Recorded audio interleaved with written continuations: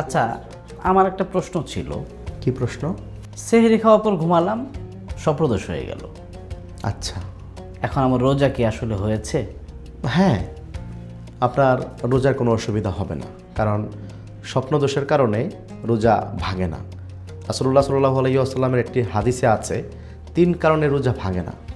একটা হচ্ছে রক্ত দেওয়া, তারপর বমি করা, আরেকটি হচ্ছে স্বপ্নদোষ। এই 3 কারণ যদি কারো মাঝে আসে রোজা অবস্থায়, তার রোজার কোনো ক্ষতি হবে না। কিন্তু এর মাধ্যমে তো শরীর থেকে বীর্যপাত ঘটে, তো এটা তো বলা হচ্ছে যে এইটা তো হচ্ছে বের আপনার হলে রোজা হয় না। এটা তো হচ্ছে যে স্ত্রী সম্ভোগ যদি কেউ করে কিংবা কেউ যদি ইচ্ছাকৃতভাবে বীর্যপাত ঘটায়, সেই ক্ষেত্রে রোজা ভেঙে যাবে।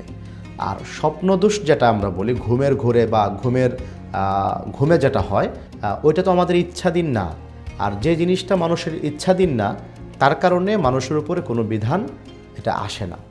আর যেহেতু নবীজির হাদিসে আছে যে স্বপ্নদোষের কারণে রোজা ভাঙবে না, সেই জন্য আমরা নিশ্চিত থাকতে পারি কারো যদি অনিচ্ছায় স্বপ্নদোষ হয়, ঘুমের ঘোরে হয়, তাহলে সেটা ভাঙবে না। কিন্তু একটা প্রশ্ন আসে এখানে, সেটা হচ্ছে ঘুমের আগে এই বিষয়টা নিয়ে ভাবা, এই বিষয়ে কোনো কিছু আলাপ করা, দেখা, সেটার প্রভাব কি থাকতে পারে না স্বপ্নদোষের? সেক্ষেত্রে ইচ্ছাকৃত হয়? সেটার প্রভাব থাকতে পারে, কিন্তু ইসলামের একটা বিধান আছে যে আপনি যে কোনো জিনিস যদি ভাবেন, চিন্তা করেন, সেটা গুনার কোনো কাজ হয়, সেই কারণে আপনার উপরে হুকুম বর্তাবে না যতক্ষণ না পর্যন্ত আপনি যতক্ষণ না পর্যন্ত আপনার কাজটা করছেন।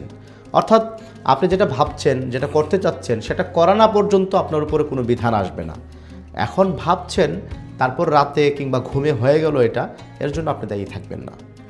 ধন্যবাদ আপনাকে। তবে হ্যাঁ, এখানে একটা কথা বলে রাখি, কারো যদি এরকম সমস্যা হয় রোজা অবস্থায়, তাহলে তার উচিত হবে ঘুম ভাঙার পর দ্রুত গোসল করে পবিত্র হয়ে যাওয়া। কারণ স্বপ্নদোষ একটি অপবিত্র জিনিস। এই অপবিত্র অবস্থায় সারা দিন রোজার সময়টা পার করা কোনোভাবেই উচিত না। আপনাকে অনেক ধন্যবাদ। শুকরান।